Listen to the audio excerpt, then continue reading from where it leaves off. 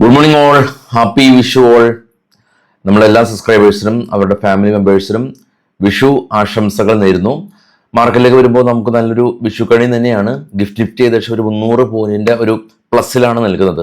കഴിഞ്ഞ വെള്ളിയാഴ്ച നമ്മുടെ മാർക്കറ്റ് നെഗറ്റീവിലാണ് ക്ലോസ് ചെയ്തിരുന്നത്. 23,843 ആയിരുന്നു സ്പോട്ട് ഉള്ളതെങ്കിൽ ഇപ്പോൾ മാർക്കറ്റ് ട്രേഡ് ചെയ്യുന്നത് അതിൽ നിന്ന് ഏകദേശം ഒരു 300 പോയിന്റ് മുകളിലാണ്.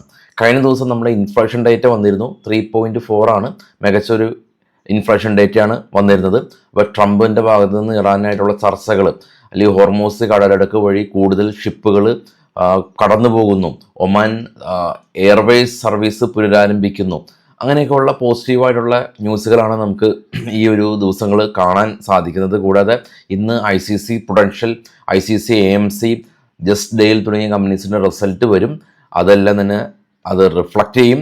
LG electronics, Bharat cooking oil, Rubicon research തുടങ്ങിയ കമ്പനീസിൻ്റെ എല്ലാം തന്നെ ഷെയർ ഹോൾഡേഴ്സ് ലോക്കിൻ പീരീഡ് അവസാനിക്കുന്ന ദിവസവും കൂടിയാണത്. പിന്നെ നമ്മളുടെ ഇൻ്റർനാഷണൽ മോണിറ്ററി ഫണ്ട് ഇന്ത്യയുടെ GDP ഫോർകാസ്റ്റ് 7.6 എന്ന നിലയിലേക്ക് അപ്ഗ്രേഡ് ചെയ്തു എന്നുള്ള ഒരു പോസിറ്റീവായിട്ടുള്ള വാർത്തകൾ കൂടി ഉണ്ട്. അപ്പോൾ പൊതുവേ പോസിറ്റീവായ രീതിയിൽ മാർക്കറ്റ് ഓപ്പൺ ചെയ്യുന്ന ഒരു ദിവസം, ഒരുപാട് കമ്പനീസിൻ്റെ റിസൾട്ട് റിഫ്ലക്റ്റ് ചെയ്യുന്ന ദിവസമാണ്. നമുക്ക് നേരെ ഗ്ലോബൽ മാർക്കറ്റൊക്കെ ഒന്ന് കണ്ടുവരാം.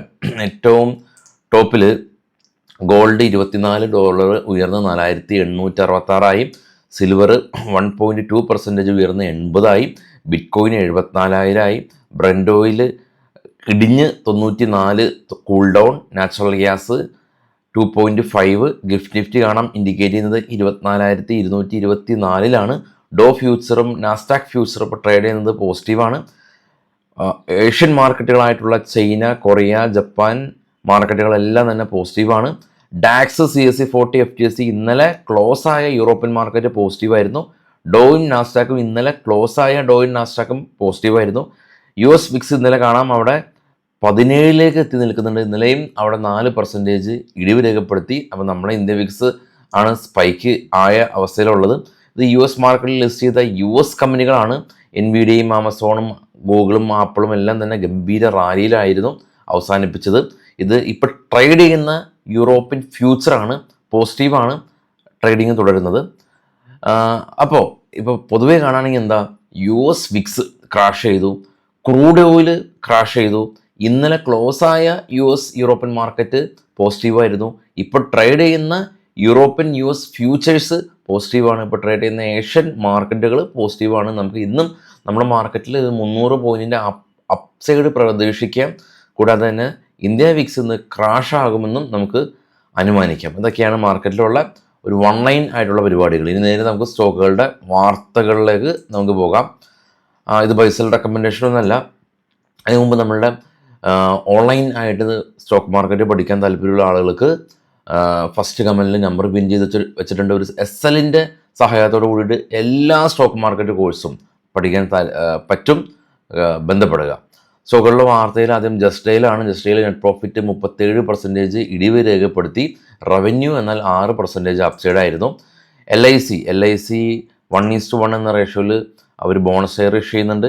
ഹിന്ദുസ്ഥാൻ സിങ്ക് കമ്പനി, ഇവരെ സംബന്ധിച്ച് ഇവർക്ക് ഒരു ഓർഡർ, ഇവർക്ക് ഒരു മൈൻ ഓർഡർ ഇവർക്ക് കിട്ടുമെന്ന് കമ്പനി എക്സ്പെക്ട് ചെയ്യുന്നുണ്ട്. കാരണം ഇവരാണ് lowest bidders. Minda corp company ഇവർ ഒരു ജോയിൻറ്റ് വെഞ്ചർ കോൺട്രാക്റ്റ് ടർട്ടൈൻ ഡ്രൈവായിട്ട് UK ഒരു കമ്പനിയായിട്ട് സൈൻ ചെയ്തു. Swaraj engine company 20% year on year ഇവരുടെ നെറ്റ് പ്രോഫിറ്റ് വർധനവ് രേഖപ്പെടുത്തി. Indo remedies company US drug control authority inspection നടത്തി. ER റിപ്പോർട്ട് ലഭിച്ചു. എറിസ്റ്റൺ സൊല്യൂഷൻ കമ്പനി ഇവർ കപ്പസിറ്റ ഇൻഫ്രാ പ്രൊജക്റ്റായിട്ട് 800 കോടി രൂപയുടെ ഒരു പുതിയ ബിസിനസ് കോൺട്രാക്റ്റ് സൈൻ ചെയ്തു.